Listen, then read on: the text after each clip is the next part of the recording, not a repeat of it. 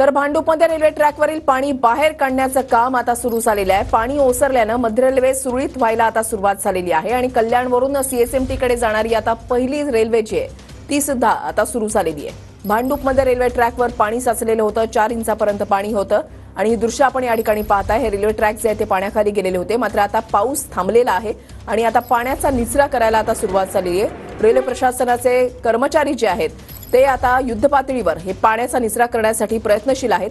अविनाश माने आमचे प्रतिनिधी या संदर्भातली अधिक माहिती देतील। अविनाश, नक्कीच वृषाली, पाहिलं तर मुंबईत मध्यरात्रीपासून जो आहे तो मुसळधार पाऊस झाला, त्याचा परिणाम जो आहे तो रेल्वेवरती होताना पाहायला मिळाला। जर पाहिलं भांडूप आणि नाहूर यामधील जो ट्रॅक आहे, ट्रॅकवरती पूर्णतः ट्रॅक जे आहे ते पाण्याखाली गेले होते। त्यामुळे आता जर पाहिलं की रेल्वेचे कर्मचारी जे आहेत त्या ठिकाणी आलेले आहेत आणि जो नाहूर आणि भांडूपचा मधला जो नाला आहे तो नाला जो आहे तो पूर्ण कचऱ्याने खच भरला होता।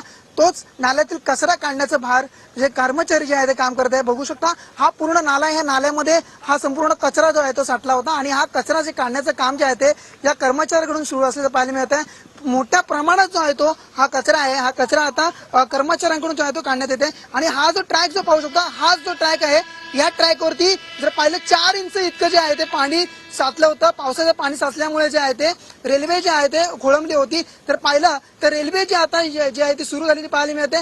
तब्बल 1.5 तास उशिराने जी आहे ती रेल्वे धावताना पाहायला मिळते। त्यामुळे जर पाहिलं की कर्मचारी आता हे रस्त्यावर कर्मचारी जे आहे ते ट्रॅकवर उतरून जे आहे ते नाल्यातला जो कचरा जे आहे ते काढण्याचं काम जे कर्मचाऱ्यांकडून सुरू असल्याचं पाहायला मिळत आहे। वृषाली, नक्कीच धन्यवाद अविनाश दिलेल्या सविस्तर माहितीसाठी।